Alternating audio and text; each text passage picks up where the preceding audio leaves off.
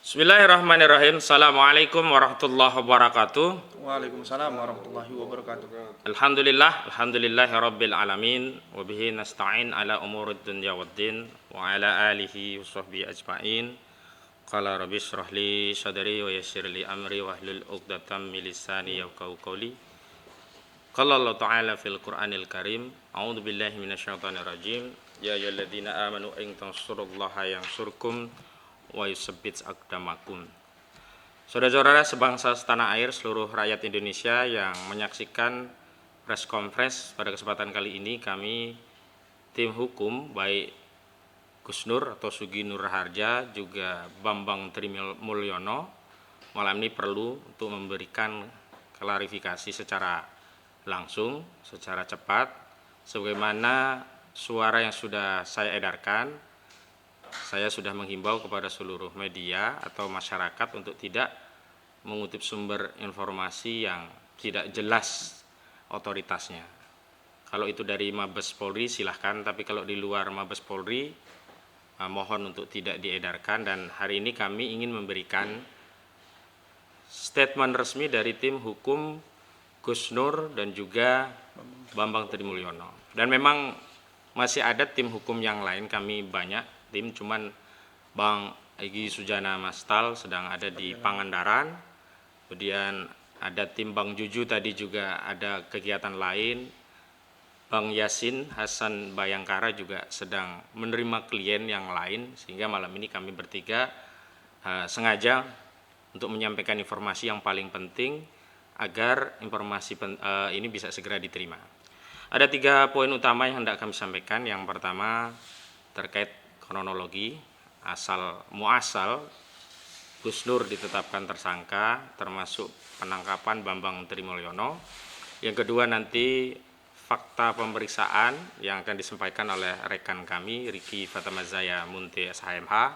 Dan terakhir kami juga perlu mengabarkan kepada seluruh rakyat Indonesia yang tentu saja punya kepentingan besar terhadap materi gugatan kami di Pengadilan Negeri Jakarta Pusat, yakni Pengadilan Gugatan Perbuatan Melawan Hukum dengan nomor perkara 592/2022/PNJKTPST.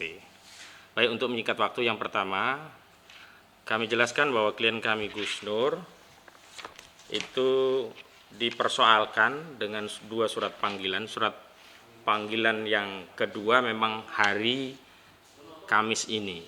Surat panggilan yang pertama adalah minggu yang lalu, dan memang pada panggilan pertama sengaja kami tidak penuhi karena memang panggilan itu tidak menjelaskan deskripsi sederhana tentang peristiwa atau kasus apa yang sedang diperiksa. Padahal di dalam pasal 1 angka 26 KUHP itu jelas seorang saksi itu ketika diambil keterangan adalah orang yang melihat, mengalami, mendengar sendiri peristiwa sehingga dia bisa menerangkan kesaksiannya tadi. Karena peristiwanya belum ada, saat itu rekan kami Riki Fatamazaya datang ke Mabes Polri meminta klarifikasi untuk menjelaskan peristiwa apa yang sedang disidik oleh Direktorat Tindak Pidana Cyber Barreskrim Mabes Polri, sehingga paling tidak klien kami Gus Nur bisa menjelaskan dan bisa mempersiapkan bukti atau dokumen yang terkait, karena pemeriksaan saksi itu juga biasanya dengan perintah untuk membawa dokumen jika ada yang berkaitan dengan materi pemeriksaan. Namun saat itu memang tidak disebutkan peristiwanya, yang jelas ada satu dugaan. Di sini bahasanya dugaan keras tindak pidana setiap orang dengan sengaja dan tanpa hak menyebarkan informasi yang ditujukan untuk menimbulkan rasa kebencian atau permusuhan individu dan atau kelompok masyarakat tertentu berdasarkan atas suku, agama, ras, dan antar golongan, SARA. Dan atau dengan sengaja di muka umum mengeluarkan perasaan atau melakukan perbuatan yang pada pokoknya bersifat permusuhan, penyalahgunaan atau penodaan terhadap suatu agama yang dianut di Indonesia, dan atau barang siapa dengan menyiarkan berita atau pemberitaan bohong dengan sengaja menerbitkan keonaran di kalangan rakyat, dan atau barang siapa menyiarkan suatu berita atau mengeluarkan pemberitahuan yang dapat menerbitkan keonaran di kalangan rakyat sedangkan ia patut dapat menyangka bahwa berita atau pemberitaan itu adalah bohong, dan atau barang siapa menyiarkan kabar yang tidak pasti atau kabar yang berlebihan atau yang tidak lengkap sedangkan ia mengerti setidak-tidaknya patut dapat diduga bahwa kabar demikian akan atau mudah dapat menerbitkan keonaran di kalangan rakyat sebagaimana dimaksud dalam rumusan pasal 45A ayat 2 junto pasal 28 ayat 2 Undang-Undang Nomor 19 Tahun 2016 tentang perubahan Undang-Undang Nomor 11 Tahun 2008 tentang informasi dan transaksi elektronik, dan atau pasal 156A KUHP, dan atau pasal 14 ayat 1 Undang-Undang Nomor 1 Tahun 1946 tentang peraturan pidana, dan atau pasal 15 Undang-Undang Nomor 1 Tahun 1946 tentang peraturan pidana. Nah, di sini tidak dijelaskan peristiwanya, tetapi tadi dalam materi pemeriksaan ternyata materinya adalah berkaitan dengan video di akun channel Gus Nur 13 yang itu merupakan milik klien kami Gus Nur, di mana sekira 10 atau 11 hari yang lalu sudah diupload materi video konten berkaitan mubahalah ya, mubahalah Gus Nur dengan saudara Bambang Tri yang juga klien kami pada perkara perdata. Tapi untuk perkara pidana sedang kami siapkan surat kuasa untuk Bambang Tri karena kami belum bisa menemui Bambang Tri. Adapun Bambang Tri kapasitasnya adalah saat ini klien kami dalam kasus perdata sebagaimana saya jelaskan tadi, yakni dalam perkara gugatan perbuatan melawan hukum terkait ijazah saudara Joko Widodo yang palsu. Ijazah itu adalah SD, SMP, SMA yang kemarin ijazah ini sempat direspon oleh UGM, walaupun sebenarnya yang kita gugat bukan ijazah S1 milik UGM gitu. Saya ingin juga sampaikan bahwa tadi saya membaca berita-berita di media bahwa yang fokus dipersoalkan adalah pasal 156A KUHP. Saya ingin tegaskan bahwa kalau materi pemanggilan termasuk saat penetapan tersangka itu bukan hanya 156A, berjejer. Ada pasal 28 ayat 2 junto 45A ayat 2. Ini pasal yang biasa untuk mengkriminalisasi aktivis para ulama, delik sara, tuduhan menyebarkan kebencian dan permusuhan kepada individu atau kelompok masyarakat tertentu berdasarkan sara, suku, agama, ras, dan antar golongan. Dan juga pasal karet ya, pasal 14 dan 15 Undang-Undang Nomor 1 Tahun 1946. Ini pasal menyebar hoax atau pasal menyebarkan kebohongan yang menerbitkan keonaran. Pasal inilah yang dulu digunakan untuk mengkriminalisasi Habib Rizik Syihab dan banyak tokoh-tokoh lainnya. Dan pasal 156 KUHP itu hanya pasal salah satu saja. Tetapi yang lalu kami sudah pernah tegaskan bahwa mubahalah terkait ijazah palsu itu tidak bisa dipisahkan, dan kami ingin tegaskan melalui forum ini sebenarnya materi ijazah palsu itu sudah menjadi perkara perdata. Perkara perdata dalam gugatan perbuatan melawan hukum di Pengadilan Negeri Jakarta Pusat dengan nomor perkara 592-PDTG-2022-PNJKT-PST. Dan pada panggilan pertama Gus Nur ini kita sudah tegaskan bahwa kalau materi perkaranya terkait itu, maka kami sudah meminta penyidik, dalam hal ini penyidik Direktorat Tindak Pidana Cyber Barreskrim Mabes Polri untuk menangguhkan. Karena ada Perma nomor 1 tahun 1956 kalau nggak salah ya. Itu menegaskan jika ada suatu perkara perdata sedang diperiksa tentang hak keperdataan, maka pidana ditangguhkan. Hak keperdataan itu bukan hanya kepemilikan, tapi juga hak atas ijazah gitu. Apakah orang yang memiliki ijazah itu memiliki hak? Apakah ijazah itu asli atau palsu? Dan soal kepemilikan hak atas ijazah itu sedang digugat di Pengadilan Negeri Jakarta Pusat, dan panggilan pertama adalah hari Selasa 18 Oktober tahun 2022. Maka menjadi aneh, kenapa? Karena kasus ini dipaksakan padahal sedang ada perkara perdata mengenai ijazah palsu. Benar bahwa di sana ada metode pengungkapan kebenaran yang diyakini oleh klien kami Gus Nur itu dengan metode mubahalah. Tetapi mubahalah itu tidak bisa dipisahkan dengan konten mubahalahnya. Konten mubahalahnya adalah soal ijazah palsu saudara Jokowi, di mana klien kami yang lain dalam perkara perdata yakni saudara Bambang Tri Mulyono berani disumpah di bawah Al-Quran menyatakan bahwa jika pernyataan atau apa yang dia tulis dalam bukunya, buku Jokowi Undercover 2 itu salah, dia siap untuk dilaknat. Itu untuk memberikan keyakinan bahwa apa yang dia tulis itu adalah benar. Dan klien kami Gus Nur ini memang sering menggunakan metode mubahalah untuk mendapatkan keyakinan terhadap kebenaran, dan bahkan agar keyakinan itu bisa memberikan keyakinan secara sempurna. Dengan apa? Dengan ikrar yang sifatnya isbat dan nafi. Mengisbatkan satu bencana kepada orang yang mengucapkan mubahalah dan menafikan kemaslahatan bagi orang yang mengucapkan mubahalah. Ini biasa dilakukan oleh orang yang memang ingin mendapatkan keyakinan. Ada beberapa metode, ada mubahalah, ada juga dengan qasam atau sumpah, tergantung. Dan sebenarnya hal-hal seperti ini kalau nanti, nah ini faktanya memang jadi materi pemeriksaan dan dipersoalkan dengan pasal 156A KUHP, maka kami akan lihat ahli agama mana yang dipakai yang berani mengatakan metode mubahalah itu bagian dari penodaan agama. Dan ahli agama ini tidak bisa dari orang-orang umum, dia harus berasal dari institusi yang memang punya otoritas untuk menyampaikan pandangan-pandangan keagamaan secara resmi. Kalau Islam tentu harus dari Majelis Ulama Indonesia. Saya tidak yakin, kami tidak yakin kalau penyidik berani menetapkan tersangka dengan pasal 156A KUHP itu sudah punya fatwa dari MUI sebagaimana dulu kasus Ahok. Kasus Ahok itu kalau tidak ada fatwa dari Majelis Ulama Indonesia tidak akan jalan. Dan hari ini kami sedang menunggu siapa orang yang berani membuat fatwa bahwa metode mubahalah itu bagian dari penodaan agama. Atau jangan-jangan justru yang membuat fatwa itu justru sedang akan menodai agama. Ini kami sedang mempersiapkan tuntutan balik kepada siapapun yang berani menjadi ahli memberikan keterangan bahwa mubahalah itu bagian dari penodaan agama. Ini sebaliknya ini. Ini berbahaya sekali. Memang kami juga perlu tegaskan bahwa metode mubahalah itu tidak muktabar atau tidak dikenal dalam konteks tidak diakui oleh seluruh kaum muslim. Ada yang mengambil, ada yang tidak. Artinya ini istiadia. Sebagaimana kunut tidak kunut, ada yang kunut meyakini, ada yang tidak, itu biasa saja.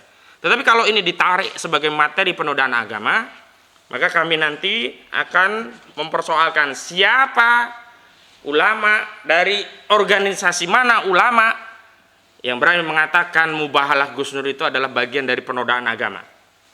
Dan kami akan kesampingkan seluruh keterangan ahli dalam konteks untuk memenuhi unsur penodaan agama dalam hal ini agama Islam, kalau itu dikeluarkan bukan oleh Majelis Ulama Indonesia, karena MUI adalah representasi para ulama yang ada di Indonesia. Kalau itu hanya ulama DKM masjid, ulama kampung, ulama apapun, kalau dia bukan anggota MUI dan bukan diberi surat tugas secara resmi dari Majelis Ulama Indonesia, maka tidak memiliki kewenangan otoritas untuk menyampaikan pandangan-pandangan keagamaan berkaitan dengan konten yang ada pada akun YouTube klien kami.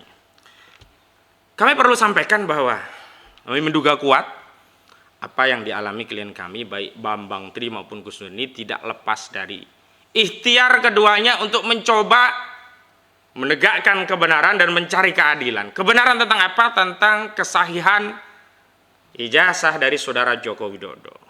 Keadilan tentang apa? Keadilan agar ada putusan dari hakim yang mengadili perkara apakah benar saudara Joko Widodo telah melakukan perbuatan melawan hukum menggunakan ijazah palsu dalam proses Pilpres 2019 atau tidak. Makanya ketika saya diminta Gus Dur sebagai perantara dari Bambang Tri kami ya untuk menggugat, kami justru punya kepentingan untuk menjaga masa depan bangsa Indonesia, termasuk marwah dan wibawa presiden. Karena kami tidak ingin diskursus ini menjadi liar, menjadi konsumsi sosial media tanpa ada keputusan hukum. Karena itu sudah pada tempatnya. Kalau Gus Nur mencari kebenaran keyakinannya dengan metode mubahalah, kami sebagai advokat tentu untuk mencari kebenaran metodenya dengan gugatan melalui proses beracara di pengadilan, dan biarlah nanti hakim yang akan memberikan keputusan. Kami menduga ini tidak dapat dilepaskan dari itu, dan kami terus terang sangat menyayangkan tindakan penyidik yang tetap memaksakan ya meneruskan kasus ini, bahkan mentersangkakan klien kami. Kami ini tadi penahanannya udah dapat belum kita? Sudah. Nah, kami juga sudah dapat bahwa klien kami juga ditahan. Nanti rinciannya rekan Diki Fatamazaya. Yang kedua, saya ingin ceritakan tentang kasus Bambang Tri Mulyono. Tadi sekira pukul 16 lewat 15 menitan, nah saya ditelepon oleh klien saya, klien kami Bambang Tri di Hotel Sofyan, dijemput oleh anggota dari penyidik Direktorat Tindak Pidana Cyber Barreskrim Mabes Polri. Saya sudah telepon penyidiknya, Saya tanya benar dari Barreskrim Mabes Polri, dan memang tadi mempersilahkan kami untuk datang ke gedung Direktorat Tindak Pidana Cyber Barreskrim Mabes Polri. Lantai berapa? 13 atau 15? 15 ya. Dan saya ingin tegaskan memang klien kami nomaden, dia bersilaturahmi ke banyak tokoh untuk menjelaskan pandangannya, dan karena menjelang sidang Selasa besok memang saya meminta klien itu tidak jauh-jauh dari Jakarta. Maka diantaranya dia juga menginap di Hotel Sofian. Karena ini kan hari Kamis, Jumat, Sabtu, Minggu, Senin, Selasa. Biar tidak jauh-jauh, biar nanti hari Selasa bisa sidang dan bisa ketemu Bapak Presiden Joko Widodo. Untuk apa? Untuk yang memenuhi panggilan dari sidang Majelis Hakim Pengadilan Negeri Jakarta Pusat.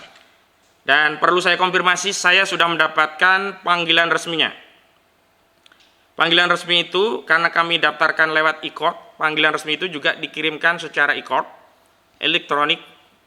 Akun e-court itu setiap lawyer memilikinya, dan saya sudah mendapatkan panggilan e-court tadi dari pihak Pengadilan Negeri Jakarta Pusat.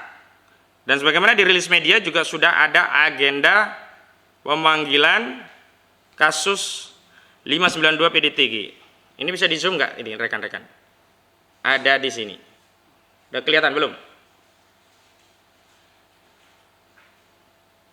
Coba ini zoom. Ini panggilannya sudah resmi. Nah, mau dilihat. Panggilan resmi tanggal 18 Oktober 2022 hari Selasa jam 9.40. Ya. Kami sengaja menyampaikan ini untuk menyampaikan fakta bahwa memang perkara sudah terdaftar, nomornya sudah ada, dan panggilan harinya sudah ada. Sebagaimana kami juga sudah jelaskan, ini bukan gugatan dari orang yang tidak waras. Sebab orang yang dalam pengampuan, orang yang tidak cakap hukum, itu tidak bisa mengajukan gugatan dan tidak akan diterima. Dia tidak bisa tekan kuasa. Tapi kasus klien kami Bambang Trimulyono ini sudah menaikkan kuasa, sudah kami wakili untuk menggugat, dan sudah diterima oleh Pengadilan Negeri Jakarta Pusat. Kenapa kami ambil gugatan? Karena ini masalah yang penting, bukan sebagaimana disampaikan oleh Saudara Dini Purwono, ini gugatan ngeprank. Bukan, ini penting sekali. Karena isunya isu yang sangat berkaitan dengan legalitas seorang presiden, dan kami justru ingin membersihkan presiden dari praduga ijazahnya palsu melalui apa? Melalui proses hukum. Kalau nanti hakim menyatakan menolak, berarti presiden bisa bersih. Dan kami minta klien kami ini tidak boleh lagi bicara di sosial media kalau nanti sudah ada putusan. Karena memang sudah ada ketentuan dari pengadilan keputusannya asli atau tidak. Tapi karena ini meyakinkan bagi klien kami bahwa dia meyakini ijazahnya palsu, dan seluruh bukti-bukti itu banyak beredar berserak di tengah masyarakat, bahkan masyarakat juga banyak mendiskusikan itu, kami tidak ingin diskursus itu menjadi liar, beredar di tengah masyarakat tanpa kejelasan, maka kami bawa agar ada kepastian hukum melalui gugatan ini. Ini niat mulia kami itu. Kami ingin masa depan bangsa kita itu punya kepastian hukum, kebenaran itu bisa teruji. Tentu secara hukum ujian untuk menguji kebenaran itu melalui peradilan. Di sana nanti ada proses pembuktian dalam persidangan. Saya ingin tegaskan bahwa kasus ini dengan ditangkapnya Saudara Bambang Trimulyono tidak gugur.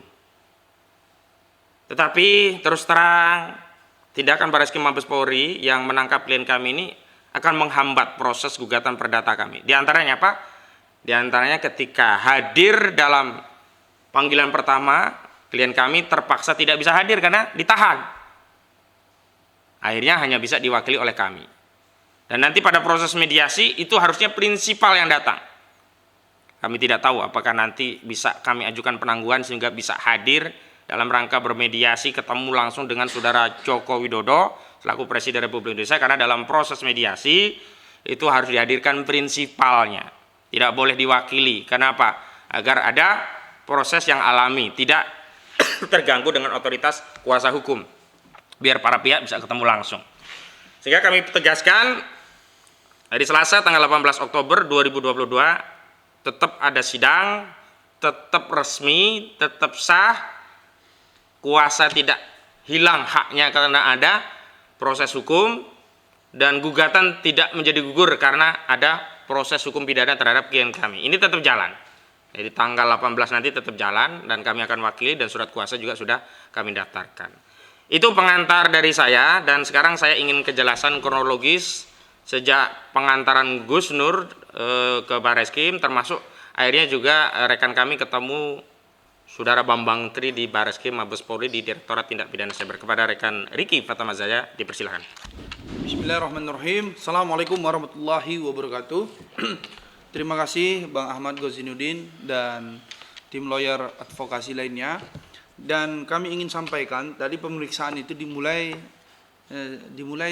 kira-kira jam 11 pagi. Itu dan tadi selesainya kira-kira jam 11 malam. Gitu ya.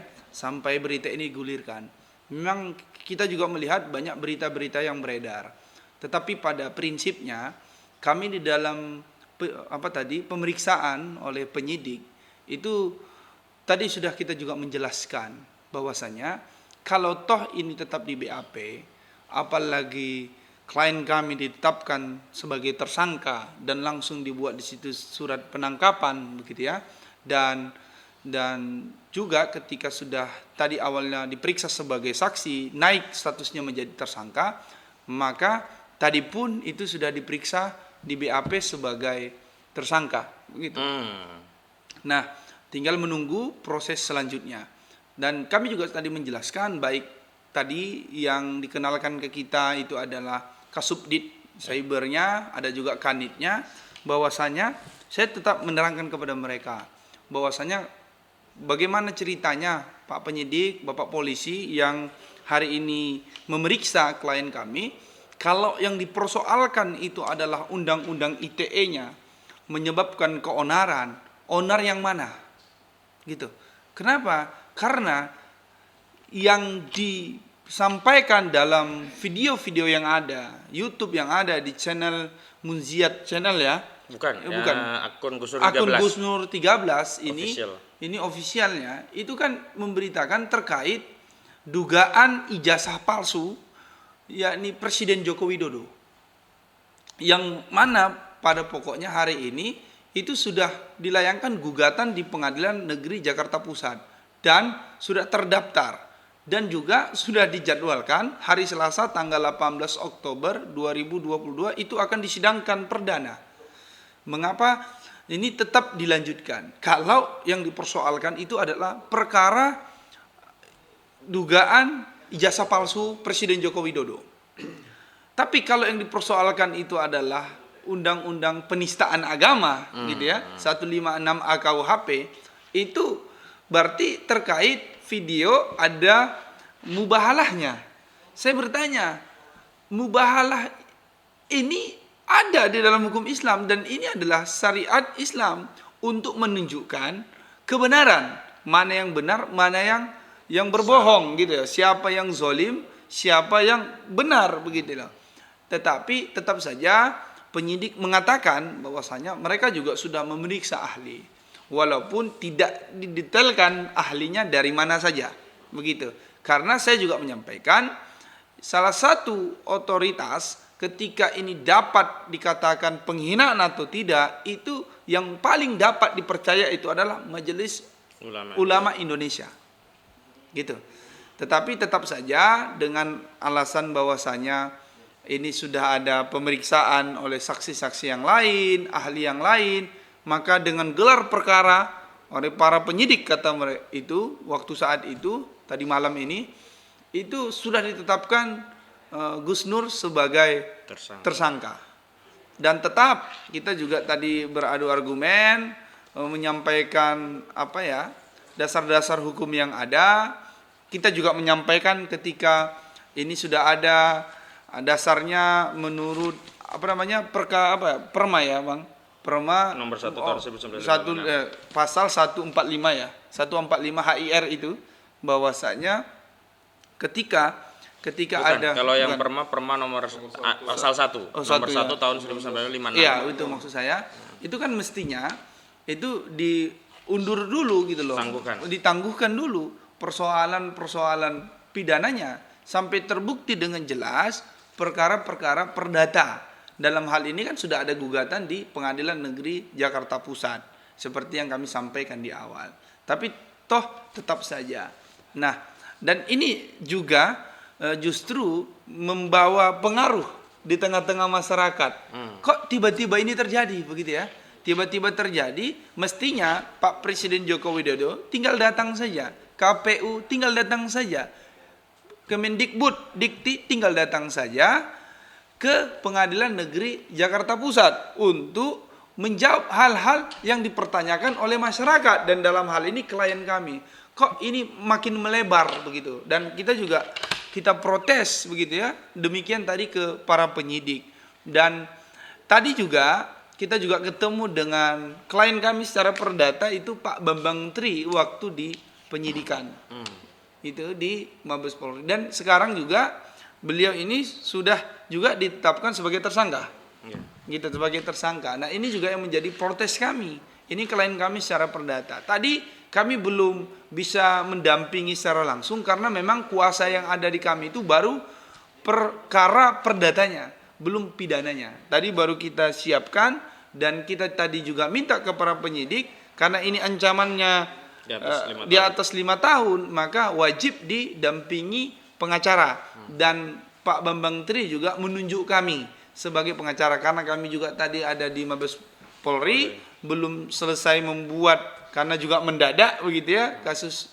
pidana ini, maka kami meminta waktu kepada penyidik untuk menunda waktu pemeriksaan, dan rencananya itu diagendakan besok jam 14.00 waktu Indonesia Barat setelah sholat Jumat.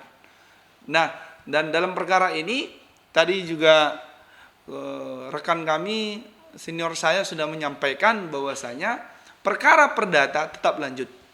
Perkara perdata tetap lanjut atas gugatan perbuatan melawan hukum di Pengadilan Negeri Jakarta Pusat.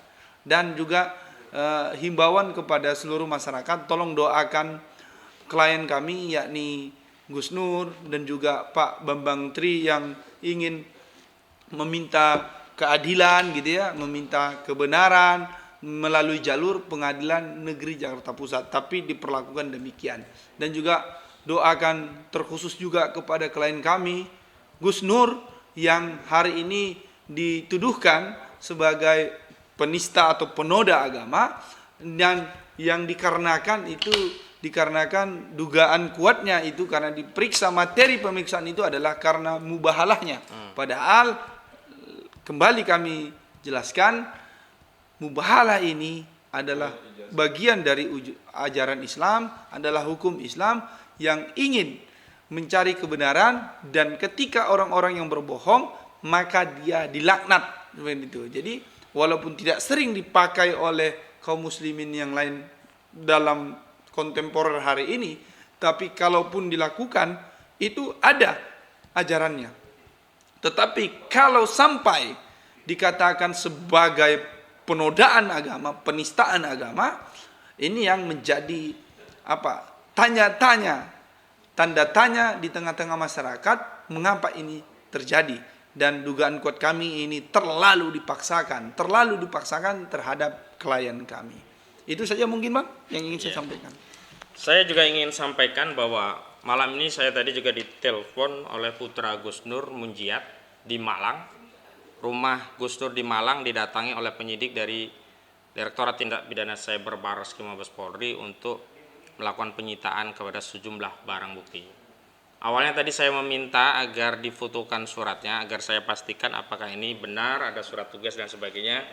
Tapi penyidik menolak. Saya bilang kepada Munjiat tadi, jangan kasih akses masuk, karena kita tidak tahu siapa yang datang. Jangan-jangan bukan polisi, jangan-jangan seperti kasus KM50. Bukan polisi kan kita takut, nanti jangan-jangan rampok dan sebagainya. Saya minta tidak diberi izin masuk rumah, dan kalau masuk rumah itu perbuatan melawan hukum. Tapi rupanya beberapa waktu kemudian penyidik memberikan izin dan memfoto surat tugas, dan sudah saya baca. Jadi ada dua peristiwa sekaligus. Jadi di Jakarta diperiksa, di Malang itu penyidik mengambil sejumlah barang bukti untuk disita. Barang bukti itu berkaitan dengan peralatan podcast Gus Nur. Ada apa namanya Lampu lah. lampu, ada mic, Iya, ada kayak gini, podcast. ya alat-alat untuk podcast lah. Saya dikasih lihat foto kursinya juga. Apakah itu juga akan disita saya tidak tahu. Tapi yang jelas itu difoto karena sampai hari ini saya belum dapat salinan penyitaan barang bukti. Al-Quran juga tadi ditanya. Saya tidak tahu, tapi yang jelas tadi kita sudah ingatkan kepada Iya. Munjiat untuk memastikan catatan penyitaan itu sesuai dengan barang bukti yang diambil. Iya. Dan ini laptop klien kami masih ada pada kami. Tadi juga sudah diminta ya sebagai Iya, barang sudah bukti. diminta. Besok kita kirimkan barang bukti karena kita pada prinsipnya kooperatif dari sisi proses penegakan hukum. Tetapi kami sangat sayangkan kenapa proses ini dipaksakan karena materi muatannya tidak bisa dilepaskan dengan gugatan ijazah palsu Saudara Joko Widodo. Mungkin ada yang bertanya-tanya kenapa saya menggunakan nomenklatur ijazah palsu, bukan diduga ijazah palsu. Ingat sekali lagi, ini gugatan perdata, bukan proses laporan pidana. Kalau pidana kita harus menggunakan nomenklatur diduga. Kalau perdata ya harus tegas. Gugatan Wan Prestasi apa? Dia punya utang. Gugatan hutang. Masa gugatan diduga utang? Ya kalau masih diduga-duga jangan digugat, ngapain gitu ya. Kalau gugatan perdata harus tegas. Gugatan perbuatan melawan hukum apa? Dia menyerobot tanah saya. Nah, menyerobot tanah dalam pengertian menempati itu kan perbuatan melawan hukum. Jangan apa? Dia diduga menempati tanah saya. Perdata kok nggak tegas? Perdata harus tegas. Kenapa saya berulang kali menyatakan ini gugatan perbuatan hukum atas ijazah palsu? Karena ini perdata. Soal nanti ini PMH ini apakah diterima atau tidak itu urusan pengadilan. Memang kalau kami memproses ijazah ini dengan laporan polisi, tentu statement kami bukan ijazah palsu tapi ijazah yang diduga palsu. Kita tegaskan dulu, nah nanti PMH ini apakah dikabulkan atau tidak itu kewenangan majelis hakim. Dan saya kira kita semua harus menghormati proses hukum dan apa yang sebenarnya kita tempuh, yang ditempuh oleh Saudara Bambang Tri ini adalah jalan keluar untuk mengakhiri polemik soal ijazah palsu ini. Kita tentu tidak ingin memiliki seorang presiden dengan menyandang label memiliki ijazah palsu. Tentu kita ingin bersihkan marwah presiden. Tapi cara membersihkannya seperti apa? Tidak bisa hanya dengan statement misalkan dari rektor, press conference, atau menampilkan video saat wisuda, atau napak tilas masalah. Tidak, harus masuk ke proses hukum sehingga menjadi tegas. Setelah jadi putusan sehingga tidak ada lagi dasar untuk orang melakukan tindakan-tindakan itu lagi. Nah, sebenarnya kan ini membantu. Kalau ini sudah ada putusan yang sifatnya inkrah, selesai urusan ini. Biar energi kita tidak muter-muter ijazah. Ini kan lama kasus ijazah ini sejak 2017, bahkan 2015, 2017, 2020. Kami ketika klien kami meminta, kami punya tujuan untuk apa? Memastikan agar kasus ini tidak lagi liar.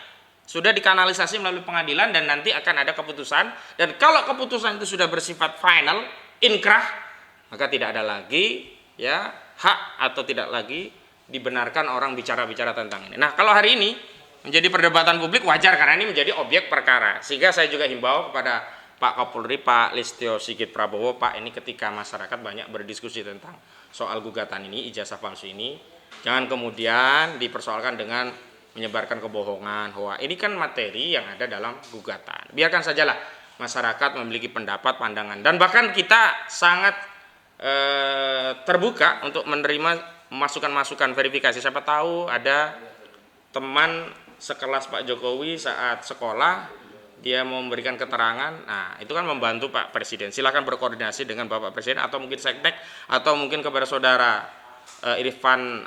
Ade Irfan Pulungan yang kemarin berapi-api katanya mempersoalkan kami menebar kebohongan, kebencian, mau gugat balik, mau pidana. Nah, itu bantu sajalah Ade Irfan Pulungan untuk memberikan keterangan agar bisa menguatkan posisi tergugat saat ini Presiden Joko Widodo. Kami sendiri tentu akan mencari bukti-bukti yang bisa menguatkan klien kami Saudara Bambang Tri yang hari ini karena perjuangannya untuk mengungkap kasus ini akhirnya terkena kasus pidana. Baik, itu saja. Ada yang mau ditambahkan? Ya, paling tadi materinya itu sekitar ada 40 sampai 50 pertanyaan. Yang poinnya itu memang seputaran mubahalah dan seputaran ijazah palsu Presiden Jokowi yang sedang digugat di Pengadilan Negeri Jakarta Pusat. Jadi sekitaran itu saja. Jadi kalau ada pemberitaan itu yang di luar dari situ sebenarnya materinya itu agar juga jangan liar. Tetapi juga tadi di beberapa beragam berita gitu ya. Ini terkait apa sebenarnya ya? Ya kalau penistaan itu tetap berputar terkait yang mubahalahnya gitulah. Dan ini yang juga menjadi protes kita sejak kapan mubahalah itu adalah tindakan kriminal gitu ya. Ini yang menjadi jangan sampai ini kriminalisasi terhadap ajaran Islam ya. Kriminalisasi terhadap ajaran Islam karena itu adalah bagian dari ajaran Islam, itu adalah hukum Islam, dalil-dalilnya ada begitu loh. Tapi juga kalau terkait materinya itu adalah terkait gugatan, maka ini juga harusnya menjadi ditangguhkan gitu ya. Ditangguhkan tetapi kok dipaksakan. Nah, ini juga jangan-jangan di tengah-tengah masyarakat justru ini menimbulkan kecurigaan yang lebih lagi. Kenapa ini bukan malah datang ke Pengadilan Negeri Jakarta Pusat, malah langsung yang menggugat ini prinsipal kami ini dipidana gitu ya, diciduk begitu ya, dipidana begitu lah. Ini yang menjadi pertanyaan di tengah-tengah masyarakat itu. Jangan sampai ini menimbulkan problem lain di tengah-tengah masyarakat, kecurigaan yang makin bertambah di tengah-tengah masyarakat. Kan gampang sebenarnya. Pak Jokowi tinggal datang di pengadilan, buktikan.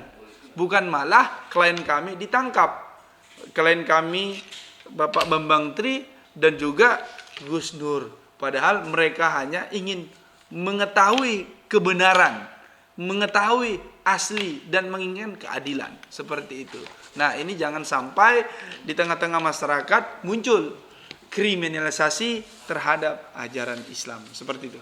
Baik, terakhir sebelum saya tutup, ini saya nggak tahu kayak persoalan besar ya klien kami itu orang apa sih, hanya warga negara yang ingin menyampaikan pendapat melalui channel dan di dalam pendapat itu ada mengamalkan ibadah ya dengan bentuk muamalah, tapi diperiksa dan ini ada surat perintah penangkapannya, ada surat ketetapan jadi tersangkanya, kemudian ada ini pemberitahuan kepada keluarga ini, pemberitahuan penangkapan. Dan luar biasa, ini ditetapkan ada 45 penyidik. Saya bacakan saja, ada Imam Sahrawi SH, ini pangkatnya Kompol. Ada Renrat Hutagaul SIK, ini Kombes. Ada Dani Kustoni SH SIK M.Hum, Kombes. Yulmal Trihimawan SIK MSI Kombes. Alfis Suhaili SIK MSI Kombes. Rizkia A Prakoso SH SIK Kombes. Edward Pardede SIK MH Kombes. Rumi Untari SIK MH AKBP.